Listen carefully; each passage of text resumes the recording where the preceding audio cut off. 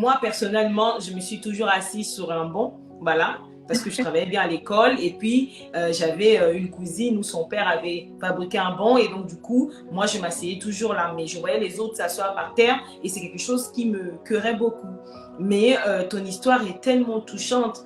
Et on voit ton désir de pouvoir transmettre, voilà, comme je disais tout à l'heure, ton leadership et ton cœur de pouvoir aider les autres déjà. On voyait ça. En tout cas, merci beaucoup. Mais je veux vraiment qu'on parle de la guerre, en fait, de la pauvreté, ses conséquences. Pourquoi? Parce que de cette pauvreté, tu vas perdre ta maman. À cause de cette pauvreté, ta maman qui avant, voilà, avant, elle vendait en tout cas dans la ville que vous étiez, mais elle était obligée de pouvoir faire des déplacements, aller dans d'autres régions, dans d'autres villes pour faire du commerce. Et c'est comme ça que là, tu pourras nous expliquer en fait. Oui. Merci beaucoup. En fait, ma pauvre maman a toujours été une vendeuse de braises. Et dans son petit commerce, à un moment donné, quand j'avais obtenu mon diplôme, en fait, mon certificat qui me permettait maintenant d'aller à l'école secondaire, c'est-à-dire mon certificat de fin d'études primaires, et il fallait maintenant que j'aille à l'école secondaire. Malheureusement, ma mère, pas malheureusement, mais je pense que ma mère et mon père savaient que si je dois faire les études secondaires, il faut absolument que mon école soit en dehors de ces quartiers pauvres. Sinon, je ne m'en sortirai pas. Et elle était vraiment une visionnaire, cette femme. Elle est allée négocier une place pour moi dans une école de la place. C'était parmi les meilleures des écoles dans cette ville. C'était une école qui était affiliée à une université. Donc, c'était une école d'application. Elle a négocié ma place par le truchement de son cousin qui était professeur d'université. Wow. Mais il s'est posé une question. C'était la question il fallait prouver qu'ils avaient le moyen de pouvoir me payer des frais. Et c'était compliqué, en fait. C'était vraiment compliqué. Et je me souviens, les frais scolaires allaient dans le... Je pense que c'était, pour moi, comme mes parents, ils ont prouvé qu'ils étaient pauvres, je pense qu'à moi, l'école avait décidé que je puisse payer, je pense, dans le 20 € semestre, 6 mois. Mais même ce 20 €, c'était c'est ça. pour ma Oui, mère. 20 € c'est beaucoup pour... Et il était question pour elle de trouver un autre moyen de renforcer ses capacités de ressources afin de venir en fait à ses besoins. Parce qu'elle savait que le seul moyen pour nous de nous en sortir et de briser en fait ce cycle, c'était il fallait absolument que j'aille à l'école. Wow. Et donc, elle a dû, en fait, décider de diversifier, en fait, son commerce. En fait, en plus des braises, elle a commencé aussi à vendre des denrées alimentaires et fruits et légumes. Et donc, il fallait qu'elle se rende toujours dans le sud Kivu, mais dans une petite ville qui s'appelle Uvira. Malheureusement, toujours dans nos pays dans lesquels nous avons toujours des gens qui n'ont pas de vision, les routes sont, je dirais, impraticables. C'est vrai. Parce que très dangereuses. Et je pense qu'à un moment donné, ma mère a mis sur la balance sa vie et mes études. Wow. Et je pense que mes études ont pesé. Maman était. Et je me souviens ce jour-là, elle nous disait même que j'ai vraiment peur d'emprunter cette route. Mais je n'ai pas d'autre choix en fait. Il faut que je le fasse pour que j'amène des denrées, les vendre, pour que je sois à mesure en fait de te payer les études. Et malheureusement pour elle, elle a emprunté cette route-là. Et c'est dans cette route qu'elle a eu un accident. Et elle était morte en fait dans cet accident. Donc vous vous imaginez, je n'avais à peine 13 ans. À peine 13 ans. Et je me souviens que je n'ai pas fait le deuil de ma mère. Parce que les choses s'étaient tellement passées vite. Parce que tout de suite, il fallait que je devienne une grande femme. Que je devienne une mère aussi pour mes deux petits frères et ma petite sœur, en fait. En même temps, mon père, il a commencé à souffrir, en fait, d'une hypertension. Je pense que c'était lié au coup qu'il venait de subir, notamment le décès tragique de ma mère. Et en fait, c'est là que j'ai ressenti le poids, en fait, de la responsabilité sur mes épaules. D'abord, il n'était pas question que je lâche prise, parce que je devrais demeurer un modèle pour mes deux petits frères et ma petite soeur. Je me souviens pour ma mère, elle me répétait toujours, même mon père, que le jour où tu vas baisser les bras, c'est ces jours-là que les autres qui sont derrière toi risquent aussi de baisser leurs bras. Donc, il était hors de question pour moi d'abandonner. Donc, je n'ai pas de souvenir vraiment clair de comment est-ce que les choses s'étaient passées entre le décès et l'enterrement. Mais comme vous le savez, tu le sais toi-même, il n'y a pas de morgue. Nous sommes dans un contexte vraiment très pauvre. Donc, la personne meurt aujourd'hui et tout de suite, demain, on doit l'enterrer. Et donc, après l'enterrement de ma mère, je devrais tout de suite reprendre les chemins de l'école. Mais comment faire? Parce que celle qui pourrait subvenir à mes besoins de l'école venait de décéder. Mon père devenait de plus en plus malade, donc lui non plus ne pouvait plus travailler. Donc la vie devenait très, très difficile. Et je me souviens, j'étais obligée de reprendre un peu le schéma de ma mère. C'est-à-dire commencer aussi à vendre quelque chose pour venir non seulement à nos besoins au quotidien, c'est-à-dire nous nourrir, mais aussi me payer des études. C'est comme ça que je m'étais lancée aussi dans le même commerce que ma mère. Je commençais à vendre aussi les braises. Je commençais à aller, mais cette fois-ci, moi, je me rendais à la frontière de la RDC et le Rwanda.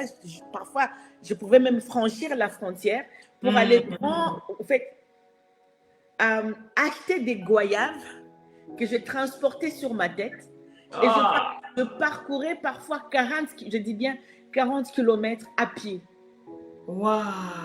Avec ces bassins sur ma tête à l'âge de 13 ans.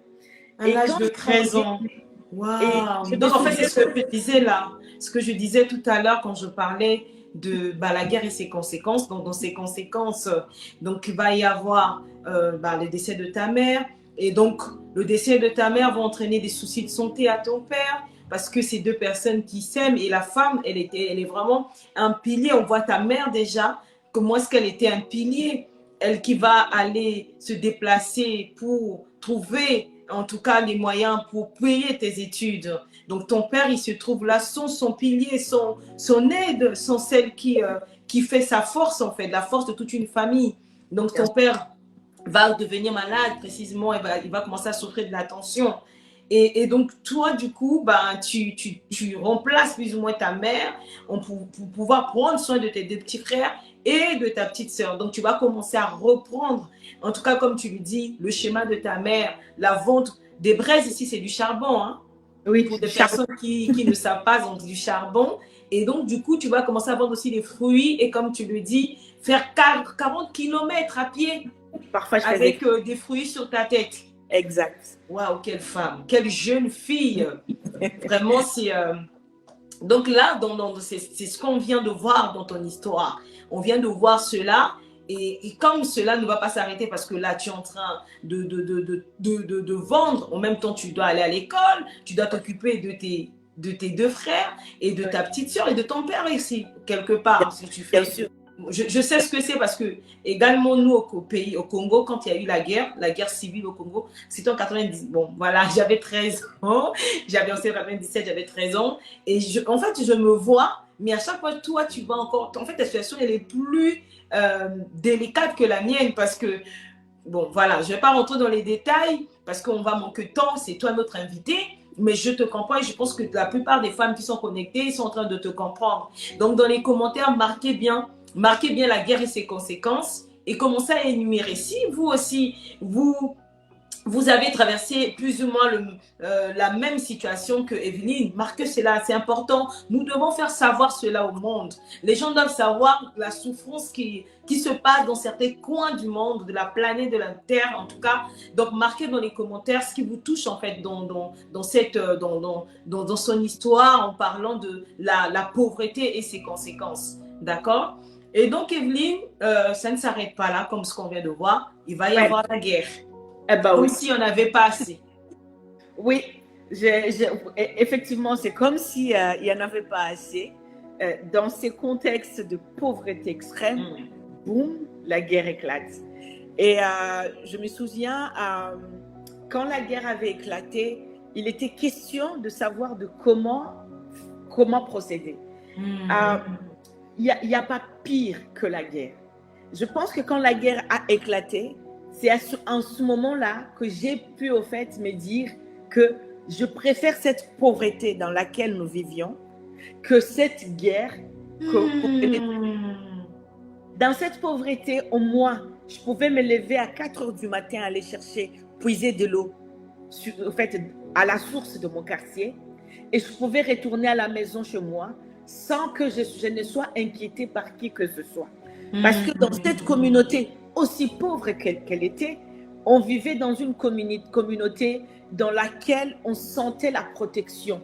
Les adultes protégeaient des jeunes. Les enfants, nous étions les enfants nous n'étions pas que des enfants de nos parents. Nous étions oui, comme dans la communauté africaine, on est solidaire. L'enfant, c'est pour tout le monde. Exact. C'est ça, ces valeurs-là que nous avons. Quand la guerre éclate, c'était le pire, en fait. C'est le pire de pire. Je me souviens, en fait, quand on nous informait que les agresseurs et les milices étaient en train d'arriver dans la ville, il était question qu'on discute avec mon père de comment, en fait, on va procéder. Et moi, il était hors de question que j'abandonne l'école, en fait. L'école était devenue une seconde force pour moi. Et comme il y avait la guerre, je ne pouvais plus vendre mes braises, je ne pouvais plus vendre mes fruits. En fait, le fait pour moi d'aller à l'école me donnait en fait du réconfort. C'est-à-dire au moins voir d'autres personnes et oublier en quelques instants la souffrance que j'ai vivais en fait à la maison. Parce que c'était un poids qui ne pouvait pas en réalité être assujetti sur un enfant comme moi à l'époque. Je vois. Et il était question qu'on fasse le choix. Et dans la guerre, mon père me disait, si on doit fuir la guerre, on ne peut pas tous fuir dans la même direction. Parce que si on doit fuir dans la même direction et qu'on puisse tuer, alors nous risquons de tous mourir et de ne plus avoir un vivant qui pourrait un jour raconter en fait l'histoire de la famille. Il faut absolument qu'il y ait un survivant. Donc, vous comprenez un peu Franchement, oui, parce que, ben oui, quand les rebelles, ceux qui ont agressé la RDC arrivaient, mais ils volaient, non seulement ils pillaient, mais ils tuaient et ils violaient. Et moi, à 13 ans, mon père, sa peur, c'était qu'on fasse de moi une esclave sexuelle. Ou, à un moment donné, je devrais en fait aussi me préparer à tout. À la mort, à l'esclavage peut-être. Trop lourd pour un au viol. C'est trop lourd. C'est trop lourd pour un être humain. Il y avait sur quoi un enfant. Un schéma d'anticipation qui était rentré en moi en fait. Il fallait me préparer à tout. Et je me souviens, le jour qu'il y a eu vraiment attaque de la ville, effectivement, je n'étais pas à la maison, il y avait des coups de balle, mais moi, je tenais absolument à me rendre à l'école parce qu'il y avait des documents que je voulais retirer. Et de là, en fait, il y a eu attaque et j'ai dû fuir, en fait. C'est ainsi que mes deux petits frères et ma petite sœur, ils ont fui avec quelques membres de ma famille. Ils ont fui vers une direction. Et mon père, moi, j'avais fui vers une autre direction. Et dans cette direction-là, j'avais retrouvé mon père. Mais mon père était très malade et il ne voulait plus fuir en fait. Il voulait vraiment à tout prix mourir. Lui-même. En fait, il n'avait plus de force en fait. Il n'avait plus de force de fuir. Il y avait pas de force. Il n'y avait plus de force. Mais je pense que la seule force qui pouvait encore rester en mon père, et quand je pouvais le voir, le lire entre ses yeux, dans ses regards, c'était il ne voulait pas, en fait, qu'on puisse m'utiliser comme esclave sexuelle. Parce qu'il disait, si on doit le faire, commets-tu d'abord. Et je pense que c'est ce qui les maintenait encore en vie. Mais après les conséquences de la guerre, il n'y a pas d'hôpital, les conséquences de la guerre, ce que vous n'avez pas de quoi vous nourrir. Je me souviens, nous on est restés 3 jours dans une maison sans manger, sans boire, sans électricité, sans rien du tout. Ce n'était que des coups de balles, d'éclatement des bombes.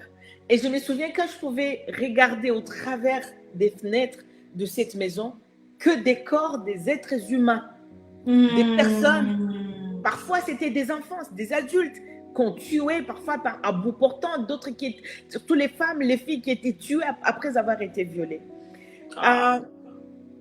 Quand il y a eu une sorte d'accalmie, c'est le feu, soi-disant, mon père avait décidé au fait qu'on puisse quitter ce quartier pour nous rendre dans un autre quartier où on pourrait trouver des organisations internationales qui essayaient au fait d'aider les déplacés internes.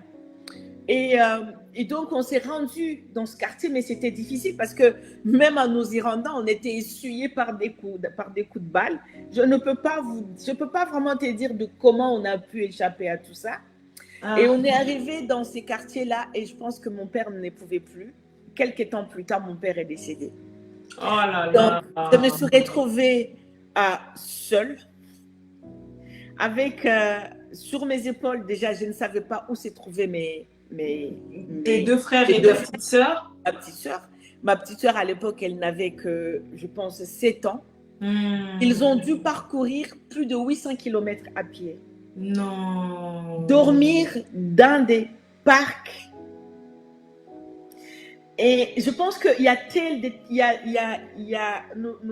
au fait, plus tard, on s'est retrouvés.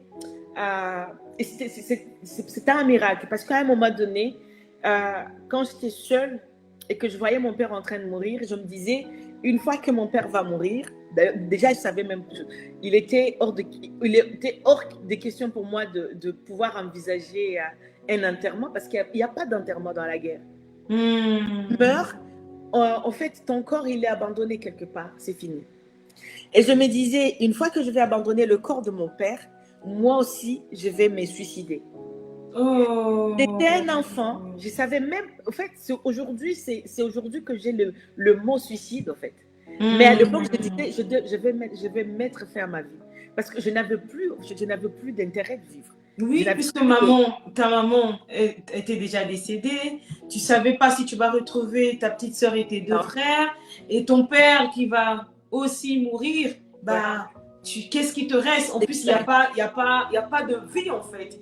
Vous êtes là sous, comme tu le dis, il y a des balles qui, voilà, il y a des bombardements, et comme tu le disais, il y a des viols, il y a des corps, en fait, des femmes qui sont violées, tuées après avec leurs enfants. Il y en a où c'est à bout portant, comme tu le dis. Voilà, on vous tue sur place. Donc ça, c'est l'enfer. Ça, c'est pas une vie, en fait. Non, c'est l'enfer. C'est l'enfer, carrément. Et comme tu le dis, tu restes des jours sans manger, sans boire. Et mieux vaut que tu restes sans manger, sans boire, mais dans la paix. Mais il y a des balles partout. Il y a la guerre, il y a tout cet enfer autour de toi. Ben, en fait, pourquoi tu dois même vivre? Est-ce que même toi-même, tu penses à survivre déjà? Non. À un moment donné, j'avais une sorte de déconnexion à moi.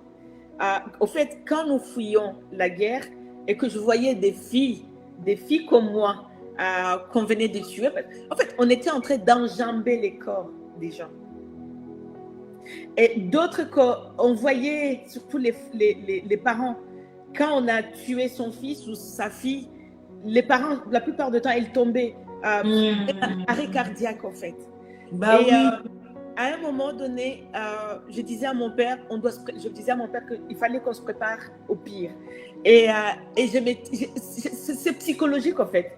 Il y avait une sorte de déconnexion entre mon corps et peut-être mon esprit.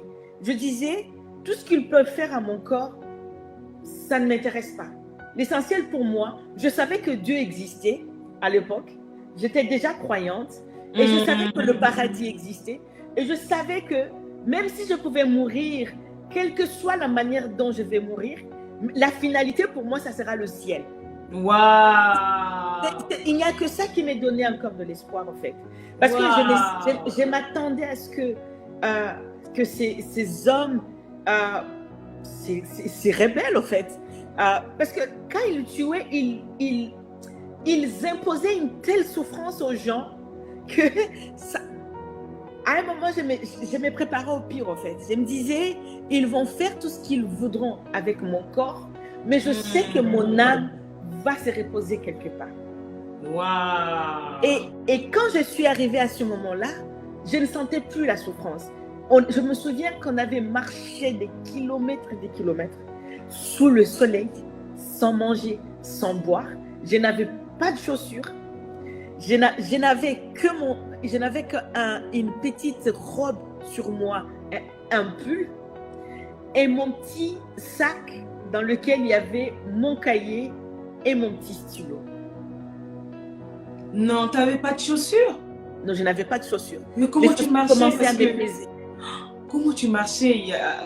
Mais tu t'es blessée? Comment? En fait, mon corps était devenu anesthésié. Et mon esprit. Je n'avais plus, la sensation de douleur n'était plus là.